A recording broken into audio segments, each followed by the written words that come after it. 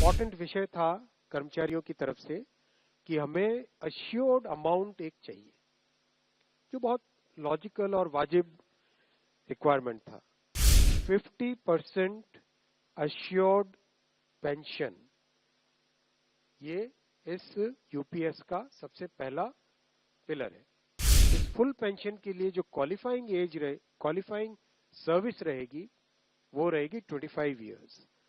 Assured pension, assured minimum pension 10,000 rupees per month, वो इसमें UPS में थर्ड पिलर ये रखा गया है। ऑप्शन रहेगा, कोई अगर एनपीएस में रहना चाहे तो एनपीएस में रह सकता है, यूपीएस में ऑप्ट करना चाहे which is naturally a very attractive scheme, तो उसमें ऑप्ट कर सकता है। आज प्रधानमंत्री श्री नरेंद्र मोदी जी की अध्यक्षता में यूनियन कैबिनेट ने यूनिफाइड पेंशन स्कीम को अप्रूव किया है, इसको अनुमोदित किया है और ये स्कीम अभी आने वाले समय में लागू होगी। इम्पोर्टेंट विषय था कर्मचारियों की तरफ से कि हमें अश्योर्ड अमाउंट एक चाहिए, जो बहुत लॉजिकल और वाजिब रिक्वायरमेंट था। तो इस डिमांड पे एक मेथोडिकल वे में काम करके और एक्चुअरियल साइंसेस, जो लोग आगे का भविष्य का रिक्वायरमेंट वगैरह कंप्यूट करने का एक तरीका होता है जिसको एक्चुअरियल साइंस बोलते हैं, उनके साथ मिलके कई तरह के फाइनेंशियल मॉडल्स को प्रोजेक्ट करके और सबके साथ मिलके एक सिस्टमेटिक तरीके से 50% अश्योर्ड पेंशन, ये इस यूपीएस का सबसे पहला पिलर है। इसकी डिटेलिंग देखनी चाहिए हमें। जो ये अमाउंट मिलेगा वो रिटायरमेंट से पहले के 12 महीनों की एवरेज बेसिक पे का 50% होगा। मैं रिपीट कर रहा हूं, अश्योर्ड पेंशन का जो अमाउंट है that will be the average of basic पे ऑफ 12 मंथ्स बिफोर सुपर एनुएशन, उसका 50% होगा। और इस फुल पेंशन के लिए जो क्वालिफाइंग सर्विस रहेगी वो रहेगी 25 इयर्स, यानी 25 वर्ष तक अगर किसी ने काम किया है, सेवा की है, तो उसको फुल पेंशन यानी जो ये अश्योर्ड पेंशन का अमाउंट है वो मिलेगा। 25 साल से अगर कम है लेकिन 10 साल से ज्यादा है तो उसमें प्रोपोर्शनेट पेंशन रहेगी, प्रो रेटा वो पेंशन का अमाउंट बनेगा। जो कभी किसी कर्मचारी की डेथ हो जाए तो फैमिली पेंशन एक बहुत बड़ा, स्पाउस के लिए ये बहुत बड़ी एम्प्लॉयज की एक रिक्वायरमेंट थी, डिमांड थी। तो सेकंड पिलर इस यूपीएस का है अश्योर्ड फैमिली पेंशन। किसी भी कर्मचारी के डिमाइज से पहले, इमीडिएटली पहले जो पेंशन थी, अमाउंट था, उसका 60% मिलेगा एम्प्लॉय के, डिसीज्ड एम्प्लॉय के स्पाउस को। ये सेकंड पिलर है। थर्ड पिलर है अश्योर्ड मिनिमम पेंशन। कई बार देखा कि सर्विस कम होती है और कंट्रीब्यूशन जितना हुआ है उससे एक सफिशिएंट अमाउंट नहीं मिल पाता था, और ये अपने आप में एक बड़ा विषय था केंद्र सरकार के कर्मचारियों का और एनपीएस में जुड़े सभी कर्मचारियों का।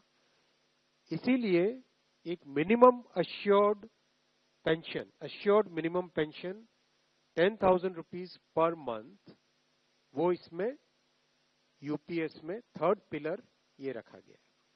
इसके साथ आगे वाले पॉइंट को जोड़ के करेंगे तो अगर डीएनएस रिलीफ यानी महंगाई से रिलेटेड रिलीफ जो मिलेगी तो वो आज की तारीख में होते होते करीब करीब 15,000 रुपए पर मंथ हो जाती है, which is a substantial relief part of this entire pension system. Fourth pillar है इन्फ्लेशन के साथ इंडेक्सेशन। जैसे केंद्र सरकार के एम्प्लॉयज के लिए सैलरी में डीएनएस अलाउंस होता है, उसी पैटर्न पे जो इंडेक्स है, सेम इंडेक्स को यूज करके all India consumer price index for industrial workers, इसको यूज करके assured pension, assured family pension और अश्योर्ड मिनिमम पेंशन, इन तीनों के तीनों जो आपने पिछले पेज पे तीनों पिलर्स देखें, assured pension, assured family pension और अश्योर्ड मिनिमम पेंशन, इन तीनों के ऊपर इन्फ्लेशन इंडेक्सेशन डीएनएस रिलीफ के बेसिस पे मिलेगा। डीआर, डीए की जगह डीआर, डीएनएस रिलीफ। पांचवा पिलर है इस स्कीम का lump sum payment at superannuation in addition to gratuity. ये एक तरीके से बहुत ही इंपॉर्टेंट और बहुत ही बड़ी एक रिलीफ मिलेगी। जब सुपर एन्युएशन होता है तो उसके बाद में इंसान अपनी लाइफ को प्लानिंग जिस तरह से करना चाहिए तब कई बड़े खर्चे आते हैं, इसलिए ये लंप सम एक अमाउंट तय किया गया। यह है कि हर 6 महीने की सर्विस के लिए मंथली इमोल्यूमेंट्स विच मीन्स पे एंड डीए कंबाइंड, उसका 10% अमाउंट।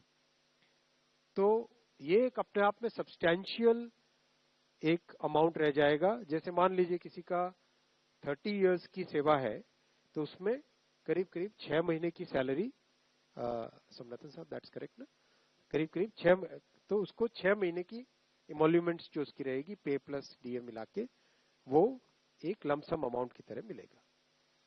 ये 5 पिलर्स को लेके आज यूनिफाइड पेंशन स्कीम अप्रूव हुई है। ये स्कीम केंद्र सरकार के करीब 23 लाख कर्मचारी, करीब 23 लाख एम्प्लॉइज हैं, उनको इसका बेनिफिट मिलेगा। ऑप्शन रहेगा, कोई अगर एनपीएस में रहना चाहे तो एनपीएस में रह सकता है, यूपीएस में ऑप्ट करना चाहे which is naturally a very attractive scheme तो उसमें ऑप्ट कर सकता है। प्लस राज्य सरकारें अगर इसी फ्रेमवर्क को, इसी आर्किटेक्चर को यूज करना चाहे तो राज्य सरकारें भी इस आर्किटेक्चर को यूज कर सकती है।